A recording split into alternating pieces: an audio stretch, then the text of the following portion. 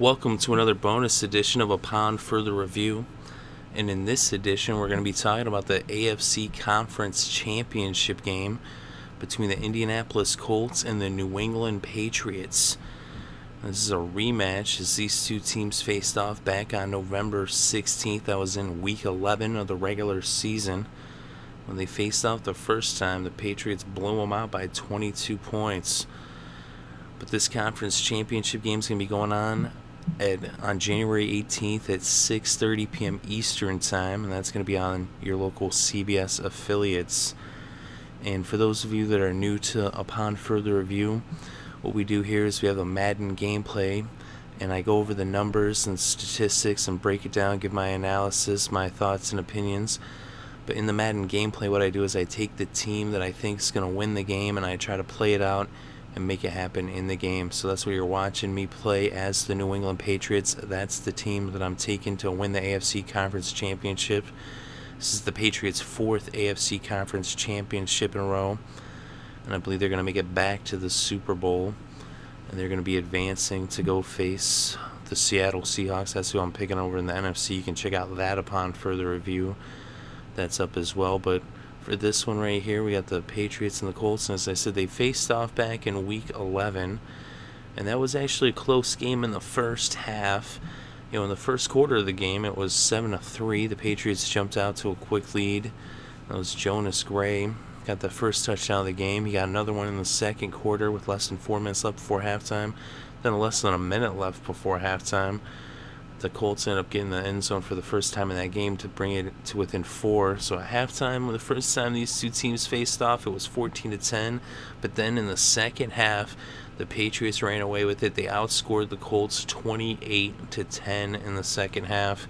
Jonas Gray ended up having 4 touchdowns in that game. He's kind of disappeared since. As you know, I'm sure all of you are familiar with how the whole thing with him being late to practice, and then ever since then, he hasn't really played. So you wonder, are they going to bring Jonas Gray back for this game? I thought maybe they might have him play in the divisional game.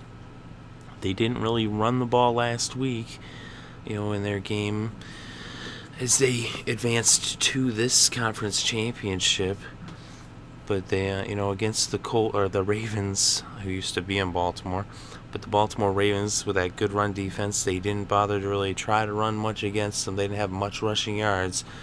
It was all about the pass in that game and all about their defense. The Colts, on the other hand, they actually avenged their Week 1 loss against the Broncos as they beat Denver, and they ended up in this game right here. So they've already shown that they were able to avenge that loss.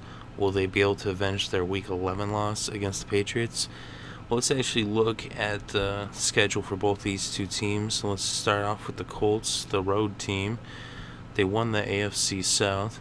And they started off with a pair of losses, actually. They first went to Denver in Week 1, and they lost that game by just a touchdown. They were getting blown out early on, but then they came on strong late in the game. Kind of just ran out of clock as it seemed like they had figured out the Broncos, but too late.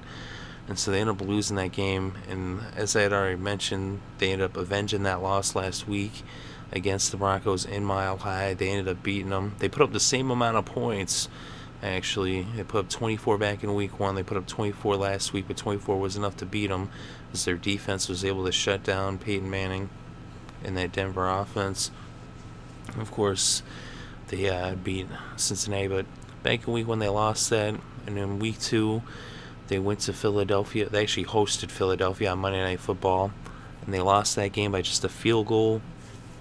Same kind of thing as back in Week 1. But they lost that one, and for the first time in Andrew Luck's career, they were 0-2. So things weren't looking too bright. Of course, both of those losses came within one possession. They lost by a touchdown Week 1, a field goal in Week 2. In terms of that was the difference on the scoreboard. But then, when it was looking down, they turned it around, and they won 5 games in a row. They went on to win 6 out of the next 7. And then started off by going to Jacksonville. They beat the Jaguars, and they ended up hosting the Titans. They got a win against Tennessee in Indianapolis. And those are 2 division rivals, and that were, evened up at 500 at that point. They then hosted the Ravens, Baltimore, their former home, as the Colts used to be in Baltimore, but they beat the Ravens, who the Patriots beat last week. So that was an impressive win back in Week 5. And Week 6, they went to Houston, and they ended up beating the Texans. J.J. Watt on Thursday Night Football. It was a close game within 5 points, but they won. And then in Week 7, they ended up shutting out the Bengals, who they ended up winning again. In the wild card round, they ended up beating Cincinnati twice during the season. That's a tough thing to do. So they beat the Bengals twice, and the Bengals, being a playoff team, like I said, they shut them out, and that was an impressive win. But then in Week 8, they went to Pittsburgh, and Ben Roethlisberger dropped 6 touchdown passes on them. If I'm not mistaken, I know it was back-to-back weeks. I think he had already done it the week before against the Ravens, or it was the week following, but that was when Roethlisberger threw 12 touchdowns in 2 games. They said 6 touchdown passes against the Colts. If you actually went back and looked at what I was talking about the Colts at that time, I was saying that I thought Indianapolis, after shutting out the Bengals, that they were kind of the class of the AFC and of the NFL, that they were one of the top elite teams, and that I was saying back then, I thought that they were going to be there, come the end of the season, that they'd probably make it to this very game that they actually did end up making it to. Of course, then Pittsburgh just dominated them, put up 51 points in Week 8, but, those kind of things happen. Like I said, I thought at that point, the way the Colts defense was playing to go along with their offense and that 5-game winning streak, especially the wins against Baltimore, Houston, Cincinnati right there, those 3 after beating Jacksonville, Tennessee, but those 3 really, showed what the Colts are capable of. Even though they did go on the road and lose that game, they did put up 34 points on the Steelers. They're just, Roethlisberger had a monster game. But in Week 9 on Monday Night Football, they ended up getting back in the win column. They ended up putting up 40 points against the Giants in New York. They then had their bye week, and then it was Week 11 where they faced the Patriots. This was the first time these two teams faced off. The Patriots unleashed the Kraken as Jonas Gray ran for a franchise record 4 touchdowns, and they put up 42 points against the Colts as they blew them out by 22. But then they turned it around, and they went on a 4-game winning streak. So after that big loss, they bounced back with a big win against Jacksonville, and then at home, and then also against the Redskins at home. Then they went on the road and they beat Cleveland. That was a tough game where they showed a lot of fortitude. They were losing, they had a lot of turnovers, but they kept fighting. And you keep giving Andrew Luck opportunities, he will, put points on the scoreboard, and that's what he did. And he brought them from behind for the comeback win as they won by 1 point back in Week 14, 25-24. And then they ended up hosting the Texans, and they ended up winning that game to sweep the season series against J.J. Watt and the Texans. One of the top defensive players, arguably the number 1 defensive player in the league, but Andrew Luck was able to get the W both times his team faced off against that Texas defense. Then in Week 16, they ended up going to Dallas, and they got destroyed by the Cowboys. They got dominated in that game, 42-7.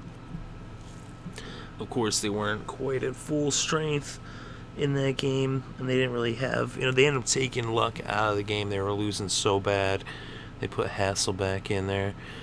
And then in Week 17, they ended up finishing off with a win against the Tennessee Titans as they swept the season series against them. They actually won every single game they faced against their AFC South division rivals. They were 6-0 in their division. You go 6-0 in your division, chances are you're going to be the champions of your divisions, and that's what they are. They're the AFC South champions. And then they ended up hosting the wild card game against Cincinnati as the 4th seed, and Cincinnati was the 5th seed. They beat the Bengals, and then they ended up going to Denver facing the Broncos, and they ended up surprising a lot of people. They surprised me. I wasn't, I knew one of the teams would end up winning. I'd pick chalk, but that there's gonna be some upset in there. It's never completely chalk, and the Colts did it as Andrew Luck kind of, with that win, solidified that now the Andrew Luck era is officially on its way. It already had been, as he's had nothing but success in his short, young career in Indianapolis, but having taken over for Peyton Manning, and Peyton going off to Denver and also making it to the Super Bowl last year. For Andrew Luck to get that win in Denver, in the playoffs, in the divisional round, it really, puts a stamp on his place there in Indianapolis to show that, yes, the baton has been passed, as a manner of speaking. The new generation has finally defeated the master, the old generation, the sensei, as you might say, there with Peyton Manning, who's one of the top quarterbacks to ever play the game, ever line up under center. Although he does have one ring, hey, at least he has one. And there's some guys, some of the best quarterbacks, never won a ring at all. Just Dan Marino didn't one. Not to pile it on Dan, but there's another Dan Fouts. He also was a really great quarterback that didn't win a ring either. I guess something about, if your name is Dan, then you're, I don't know, has a Dan ever won a Super Bowl as a quarterback? If you know of a Dan that's won a Super Bowl offhand, just leave it in the comment section. I can't think of one offhand. A Dan that was a quarterback that won. Anyway, let's look at the Patriots season, go over their schedule. And the Patriots, they started off the same way the Colts did. They both lost in week 1. But the Patriots, they did it against the Dolphins down in Miami. They lost to their division rivals. It's always a tough game for the Patriots against Miami, in Miami especially. But then they bounced back with a win in Minnesota. They beat the Vikings. In week 3, they hosted the Raiders. That was actually a tight game. They beat them by a touchdown. Then in week 4 on Monday Night Football in front of a primetime audience, they went to Kansas City, and in Arrowhead, they got dominated by the Chiefs. The Chiefs blew them out. They shut them down. Brandon LaFell had a good game, but he was pretty much the only guy who had a good game for the Patriots. And so things were looking down at that moment, and everybody was counting the Patriots out. They were counting Brady and Belichick, the two greatest, down and out. But I'll tell you what, the last thing you ever want to do is doubt Tom Brady and the Patriots, because all Brady needs is a chip on his shoulder. He's had a chip on his shoulder the entire time he's been in the NFL, although those in the know definitely regard him as one of the greatest, if not the greatest quarterback of all time. But he was, shunned during the draft, and he took offense to that. And so he didn't, he thought he was worthy of being a first-round draft pick, and he's proved that in his career with his 3 Super Bowl rings. But he's had a chip on his shoulder his whole career. And with that loss to Kansas City, the media and everybody doubting them, everybody turning against the Patriots and against Brady, they didn't believe. But I'll tell you, actually, if you go back and watch our Upon Further Review for the game following that, I was talking big time that there was no way they would lose, that they were going to bounce back, that the critics and all the analysts and all the professionals, they didn't know what they were talking about, that the Patriots were the same team they've always been, and they always will be as long as Brady's under center and Belichick is their head coach, and they did just what I thought they would do. They are who we thought they were. Here, people who know, not that I know everything or anything like that, but I know about the Patriots, that's for sure. And I know that Brady is the greatest quarterback ever. Not to get too much into that and argue about that, because that's not what we're talking about necessarily, about who's the greatest. But they did come back with a huge win in Week 5 against the Bengals. They dominated Cincinnati, who at that point everybody was talking about that the Bengals were a team that was going to be on their way to the Super Bowl. But I said, no, this is where it starts. This is where they turn it back around and they, make that push towards the postseason, and that's where it did turn around, as they ended up coming off of that game, and that was the beginning of what would be a 7-game winning streak, and they would actually win 10 out of their next 11 games. And they, like I said, they beat Cincinnati. That was in Foxborough. They then went to Buffalo. They beat the Bills, something that the Packers weren't able to do. They then hosted the Jets in Week 7 on Thursday Night Football. That was a close game, but they beat their division rivals. Then in Week 8, they hosted the Bears, and they put up 51 points against the Chicago Bears. Then in Week 9, Peyton Manning and the Broncos came into Foxborough, and they put up 43 points against the Broncos as they ended up beating them by 22. And then in Week 10, they had their bye week. And then in Week 11, back on November 16th, these two teams, the Colts and the Patriots, faced off for the first time. This was back in the regular season. They went to Indianapolis, and they beat the Colts pretty handily, 42-20. In that game, as I already mentioned, Jonas Gray had 4 touchdowns. It's a franchise record. He had 201 rushing yards. and that was in Indianapolis. This game's going to be in Foxborough, so what are they going to do to them in Foxborough? But in Week 12, they ended up hosting the Lions, one of the best defenses in the NFL in 2014. They put up 34 points against that defense. Brady had 349 passing yards against the Lions. They then went to Green Bay in what was considered one of the best games of the 2014 season, and they lost by just 5 points. And that's a team that, was putting up huge numbers in Lambeau Field. They're performing at an all-time high, and the Patriots are able to hold them to just 26 there in Lambeau, and just came within one possession of winning that game. So it's definitely, an excellent game, and a game that they almost won. They, just a little play here or there was the difference, and that was the thing. Green Bay just came up with the clutch plays when they needed them the most, and that was actually the thing that really, about that game as a Patriots fan, that was tough, was that the Patriots, for most of the game, like 90% of the plays, the Patriots outplayed Green Bay. But that's what makes Green Bay so deadly, is that when the 10% of those plays, when it was really clutch time, they came up with the plays they needed to, even though they were getting outplayed for the most part. But it was a classic. I mean, you can check that out. They play it on NFL Network all the time, and you can check out those highlights on NFL.com as well. But or you can go back and check out our Upon Further review or our recap from the game, going into the game, what I had to say about it, or what I had to, the recap of it as well. That's all on the channel. It's pretty easy to find. Just go to the playlist for that week. That was Week 13. But in Week 14, the Patriots bounced back with a win in San Diego. At the time, the Chargers looked like they might make the playoffs. And then in Week 15, they ended up beating Miami as they avenged their Week 1 loss against the Dolphins. This time it was in Foxborough. The Patriots put up 41 points. And then in Week 16, they went to New York and they beat the Jets, this time by just 1 point. They swept the season series against the Jets. And they won both games, but by a total of just 3 points. And Rex Ryan was gone anyway. He got fired. Well, I guess, I don't know if you want to say he was fired. Mutual split or whatever. But anyway, in Week 17, they went to Buffalo. They didn't even really, play their starters. Garoppolo was actually the game's leading passer for the Patriots, even though Brady did see some action in that game. But they lost that when they had already sewn up the #1 seed, so it wasn't like a game that, it almost was a throwaway game. The whole game was almost like garbage time. But that's the regular season. And then in the divisional round, they beat the Baltimore Ravens. That was a really tight game. Like I said, not really much on the rushing end. The leading rusher in the game was Bold, and he had just 7 rushing yards.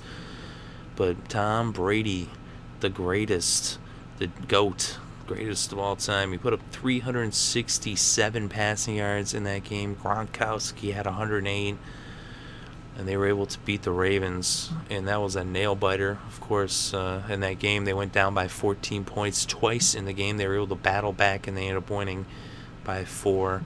Because once they took the lead, then they ended up winning with that fourth quarter comeback. That was definitely a very dramatic game. It was actually a rematch from a couple years ago from the Conference Championship when Baltimore ended up going to the Super Bowl. But yeah, in this game though, whoever wins between the Colts and the Patriots will go. I think it's going to be the Patriots. Let's look at the numbers between these two teams and how they match up. When it comes to passing proficiency, the Colts are #1 in the NFL in passing yards per game. So Andrew Luck, he's got an arm, and he's thrown his way all the way to first place above some of the top quarterbacks. And I mean, it is a passing league, but nobody throws the rock like Andrew Luck, at least not during the 2014 regular season. They said he's averaging over 305.9 passing yards per game. Very impressive. And for the Patriots, they're 9th in the NFL in terms of passing yards per game, averaging 257.6 passing yards. So the Colts average almost 50 yards more through the air per game, for whatever that's worth. But we look at their passing defense. When it comes to passing defense, the Colts are 12th in the NFL in passing defense. They allow 229.3 passing yards per game. And the Patriots are 17th, allowing 239.8 passing yards per game. So when going from a numbers standpoint, you definitely have to give the advantage to Indianapolis through the air. As Andrew Luck, he's still in the early phase of his career. I don't know if you'd quite say he's reached his prime yet or not. If he has, he's just now reaching the beginning of his prime. Maybe that's what we're seeing right before our eyes, is that they got that win against Denver last year. They won 1 game in the playoffs. This year they won 2 games in the playoffs. Will they win 3? I don't think they're going to win 3. I think 2 is where it stops. But for them to get to this point, it's all been based off of the arm of Andrew Luck. They get pretty much as far as Luck's arm will take them. And so, like I said, they do have the advantage in the passing game. That's really the only chance they have of winning this game, is with Andrew Luck's arm. So we look at the running game of both of these two teams, and when it comes to running yards on the ground per game, the Colts are 22nd. They average just 100.8 yards per game on the ground. The Patriots are 18th. They average 107.9 yards per game, so not that much more for the Patriots. Both these teams don't really run the ball a lot. But then let's look at their running defense. When it comes to rushing defense, the Colts are 18th in the NFL. They allow 113.4 yards per game on average, and the Patriots are 9th. They allow 104.3 yards per game. So that's the strength of the Patriots defense. They're a top 10 run defense.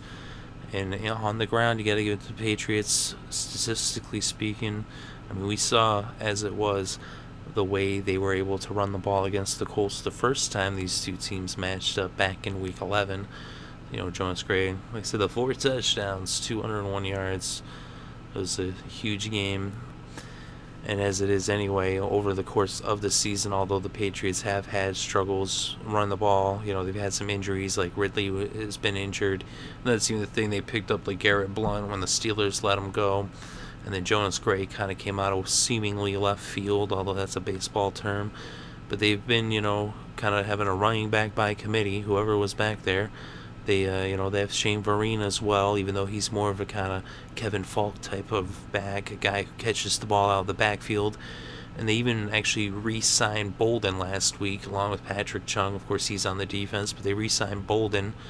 And he was actually the leading rusher last week, but he only had 7 yards in that game against Baltimore. Of course, the Ravens have a very formidable run defense, one of the top run defenses in the NFL, so they weren't really going to try to run the ball against a team that's so well defending the run. Whereas in this game, I expect to see the Patriots run the ball definitely a lot more than they did last week, especially with how much the Colts struggle against the run.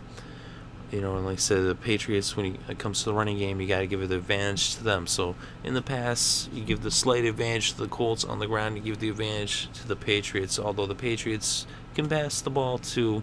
Even though Brady, he's getting up there, he's still, though, with his wisdom, with his experience, he might not be as young as he once was, but he never really relied necessarily on athleticism per se, although he's plenty athletic.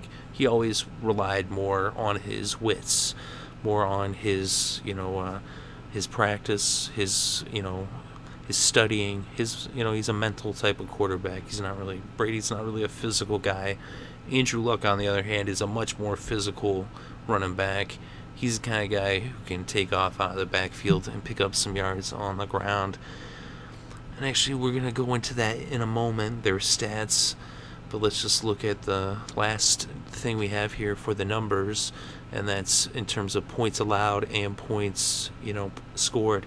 When it comes to points scored per game, and the Patriots are number 4 in the NFL. They put up 29.2 points per game, and the Colts are 6th. They put up 28.6, so nearly identical. Less than a point difference. It's almost negotiable. the difference in terms of how many points they put up. So they both can put up lots of points, and so don't be surprised to see a high-scoring game in the AFC Championship game. Don't be surprised to see kind of like a shootout. Wouldn't be shocked. But that's where the Patriots, like they did back in Week 11, they want to slow down the game. They want to win the battle of possession. They want to run the ball so they can keep the game at their own pace and not let themselves get, pulled into like a high-paced passing game that the Colts like to play. But let's look at the points allowed. And when it comes to points allowed on defense, the Patriots are ranked 8th. They only allow 19.6 points per game. And the Colts are 19th. They allow 23.1. So that's where they separate themselves more. The Colts and the Patriots both put up a lot of points. But on defense, the Patriots are holding teams to less than 20. Whereas the Colts, they're letting up, 23.1. So the Patriots, obviously, if they hold the Colts to less than 20, then they're probably going to win the game. Anytime if you can hold the Colts to less than 20 points, you should be able to beat the Colts, especially with their defense. Although their defense is somewhat of an enigma at times, their defense, it plays lights out. Case in point, when they shut out the Bengals earlier in the season. But then again, at other times, they just seem to disappear, like when they let up the 6 touchdowns, and I believe it was 51 points against the Steelers. So what defense is going to show up in the Conference Championship?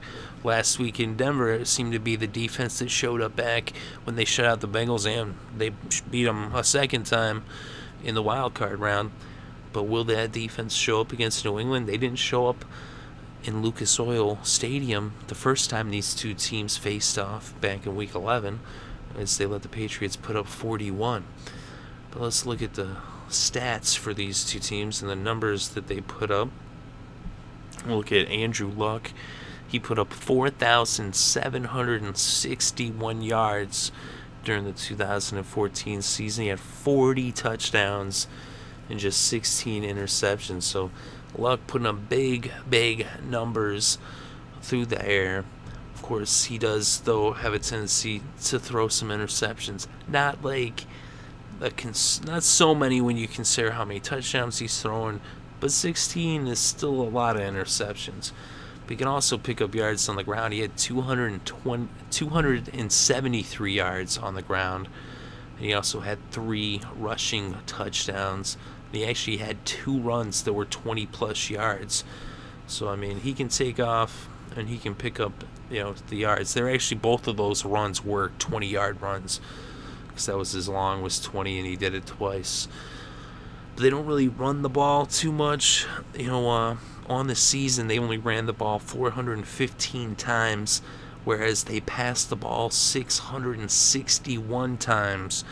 So, I mean, they're throwing the ball 200 plus, almost 250 more times than they actually run the ball. And I mean, I don't know if there's a team in the NFL that has that much of a difference in the ratio between passing and running.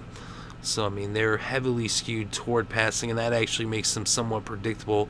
And against the Patriots and a coach like Bill Belichick, it's going to be really tough for the Colts, with the team that they are, to actually be able to put up a lot of points against the Patriots in this game. Of course, Andrew Luck is just such a great athlete that you can never count him out, and he just keeps fighting back. We've seen that time and again throughout the season, that no matter how many turnovers he has in a game, he just keeps coming back. He keeps throwing the ball. He seems to almost be like a goldfish when it comes to turnovers anyway. I mean, he remembers, plenty, but he seems to forget, like, whatever, I don't know, like the bad feeling. Like, he doesn't seem to, like, let it touch him. Like, he doesn't get fazed by it. So he seems to forget that he makes a mistake and not let his mistakes put a fear into him. He doesn't seem to get, like, really emotional. Like, yeah, he'll get upset for the moment, but when he gets back on the field, he doesn't shy away from making, challenging throws that other quarterbacks, once they make those mistakes, they tend to then not want to, really force the ball. Of of course, you keep on forcing it. That's why it's sometimes have 3 or 4 interceptions in a game. But at the same time, he'll throw 3 interceptions and throw 4 or 5 touchdowns. You know, he's capable of doing that. And he can even start out sometimes in some games. He'll throw like 1, maybe 2 interceptions early on, but then he ends up finishing the game with 3 touchdowns and ends up either evening up the ratio or having more touchdowns than interceptions because he just keeps bouncing back like a yo-yo or something. Which Andrew Luck is one of the smarter quarterbacks, don't get me wrong. I've called him now a goldfish and a yo-yo. By no means were those at all, reflections of his intelligence, more just in terms of his attitude, when it comes to letting turnover put fear into him. But anyway, when it comes to running the ball, though, their leading rusher for the Colts is Trent Richardson. He had 519 rushing yards and 3 touchdowns, and Ahmad Bradshaw 425 rushing yards and 2 touchdowns. And Daniel Herron, he's been really the one running the ball lately, though. He has 351 yards. He's averaging 4.5 per carry. He has 1 rushing touchdown. And of course, I don't believe Bradshaw is going to be available during this game. Probably it's going to be all Daniel Herron. And we actually see he's got 173 receiving yards. And does he have any? No, he hasn't got any receiving touchdowns yet. The leading receiver, though, for the Colts is T.Y. Hilton. He has 1,345 receiving yards and 7 touchdowns on the season. He's been having a really good season. He's definitely a threat. He's very dangerous. You get the ball to T.Y. in open field. He can break tackles, and he's quick. He's dangerous. He can score. He can, make the big play. He had a 73-yard touchdown during the season, and actually, if you look at the Colts in general, they're capable of some big plays. Reggie Wayne had an 80-yard touchdown. Colby Fleener had a 73-yard touchdown. Dante Moncrief had a 79-yard touchdown. So just kind of like the Packers, they definitely have that quick strike capability where they're definitely a threat to score at any moment. So that's actually something that even though they are somewhat one-dimensional with their passing game, at the same time they just keep coming at you with their passing game, and they're so good at it that eventually they're going to break through and get to the end zone. Whereas with some teams, they just can't stop them at all. But even if you are having success against them, that's the thing, they're eventually going to they're going to put points on the board one way or another. And that's the thing about having such a high-powered and potent passing attack. Even with the mistakes, you're still going to get in the end zone. Like, it's kind of impossible to just shut them down, although you never know. We'll see what happens, but I do expect them to put some points on the scoreboard. And as I said a moment ago, I was talking about the other receivers and tight ends and stuff, but Reggie Wayne had 779 yards on the season and 2 touchdowns, and Colby Fleener had a huge year, 774 receiving yards and 8 touchdowns. He actually was tied with the other tight end, Dwayne Allen. They both had 8 touchdowns to lead the team in receiving touchdowns. As Andrew Luck definitely likes to go to his tight ends. Dwayne Allen had 395 receiving yards along with those 8 touchdowns. Dante Moncrief, 444 receiving yards and 3 touchdowns. Nakeem Nicks, 405 yards and 4 touchdowns. And Bradshaw, who I don't think he's even playing the game, but he had 300 receiving yards and 6 touchdowns receiving. So Luck, he likes to spread the ball around. He's got tons of weapons. He's got talent at receiver. He's got talented tight ends. Not even just one tight end that's capable of catching the ball and getting in the end zone, but he's got 2 of them. And even though Dwayne Allen doesn't necessarily make as big of plays, Colby Fleener will make a huge play, and Dwayne Allen can do it as well. He has a 41-yard touchdown. It might not be that 73-yarder like the Fleener had, but it's still big play capability all around, not to mention also out of the backfield. So receiver, Hilton, Wayne, Moncrief, Nicks, and then, Fleener and Allen at tight end, and then, Herron has been coming on strong. So the Colts definitely, are here for a reason, and that's that they've got an incredible offense, although they don't really have much of a running game. Although, who knows, in the future, if Daniel Herron, what's he gonna, be able to do next season? Will he end up getting, more time and more carries? But that remains to be seen. That's a whole nother show. But on their defense, the leading tackler was Skool Jackson. He's the leader of that defense. He's just a tackling machine. Is just the veteran leadership that he brings, is more than just even that 140 tackles. He also got the 4 sacks, but he's out there leading the defense. And when they're at their best, he is the reason why. Mike Adams leads the team in interceptions. He has 5 interceptions on the season. And he is just a pick-off machine as well. And Vontae Davis, he also has 4 picks. So they have 12 picks combined on defense. They got 41 sacks. And when it comes to sacks, Eric Walden, he has 6 sacks. But they just get a lot of sacks. Just everybody seems to be in sacks. Jonathan Newsom has 6.5. He said nobody got double-digit sacks, but there's just everybody's getting some sacks is how it goes there. And Jarrell Freeman, he has 94 tackles on the season. Mike Adams has 87 tackles to go along with his 5 picks. But those are, kind of the leaders on the different, levels. Jackson in the linebacker, Gore Freeman up front, and Adams in the secondary. And I said, when their defense is playing, to the, most of their capabilities, they can get it done, but sometimes they just seem to disappear. So let's look at the Patriots, though. Let's go inside their numbers for the season. And when it comes to the Patriots' numbers on the season, let's have an alarm go off. All right, so Tom Brady had 4,109 passing yards, still putting up huge numbers. He's not done by a long shot. Not every quarterback's putting up 4,000. They all put up 4K. 33 touchdowns. That's twice as many as some quarterbacks half his age. And only 9 interceptions. Not even double-digit interceptions. He protects the ball. He takes care of it well. And the leading rusher, actually, for the Patriots, funny enough, is Jonas Gray.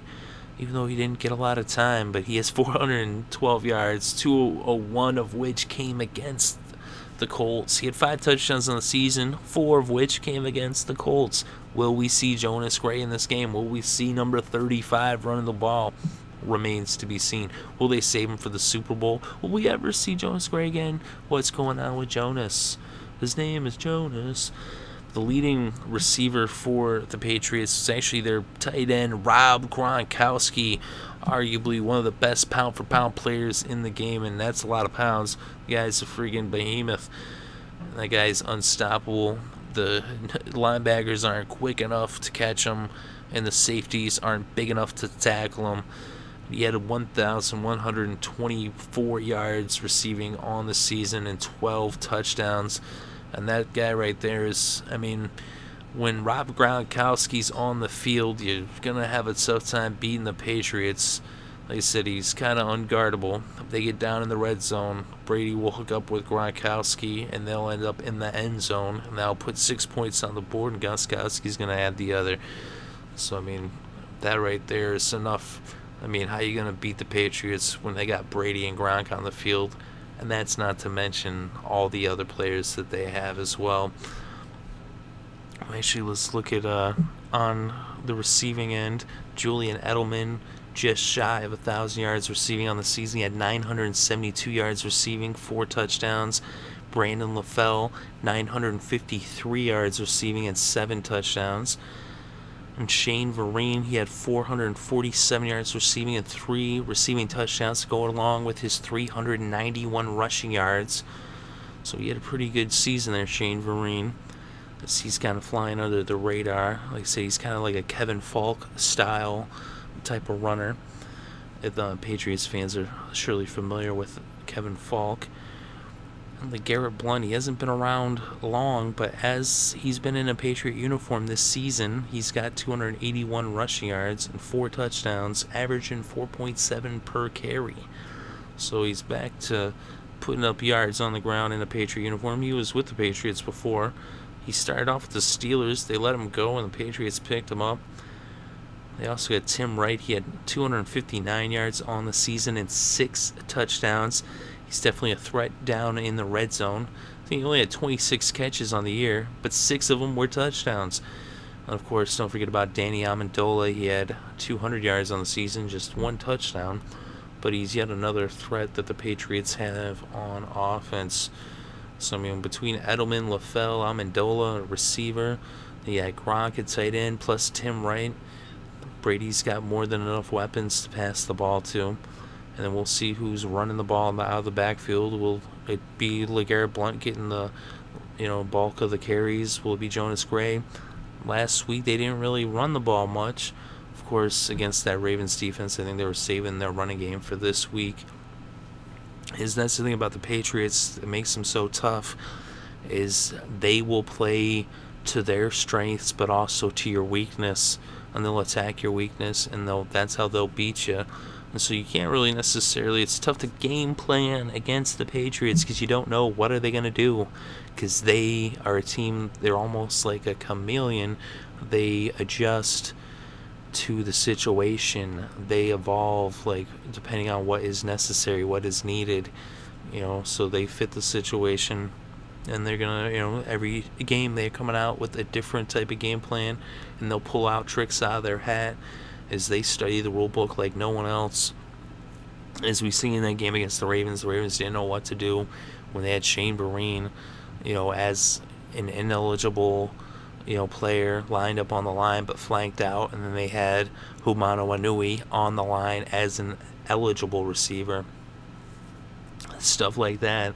The Patriots got trick plays. I mean, you saw, Julian Edelman threw the first pass of his career. He was actually he was a touchdown. He was a quarterback in college and in high school, but he had never thrown a pass in the NFL. His first pass in the NFL, a 51-yard touchdown in the divisional round of the playoffs last week against the Ravens. So you never know what to expect out of the Patriots. On defense, their leading tackler is Jamie Collins. He had 116 tackles on the year. He had 4 sacks, 2 interceptions. The leading interceptor for the team was Collins with that too. There was actually a few players that had 2 interceptions. McCourty had 2, Revis had 2, Logan Ryan had 2. Overall, the Patriots defense had 16 interceptions, had 40 sacks. So Ninkovich had 8 sacks. Donta Hightower had 6 sacks. He had 89 tackles. Chung had 85 tackles. So they've got a good defense on all levels. They got Vince Wilfork up front. He still is a big, force up there up front. He eats up a lot of blockers, and he frees up those linebackers.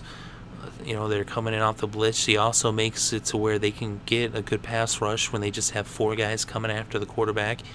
And don't forget about Chandler Jones. And also, all around Sliga, he's been having a good year as well. I said Jamie Collins.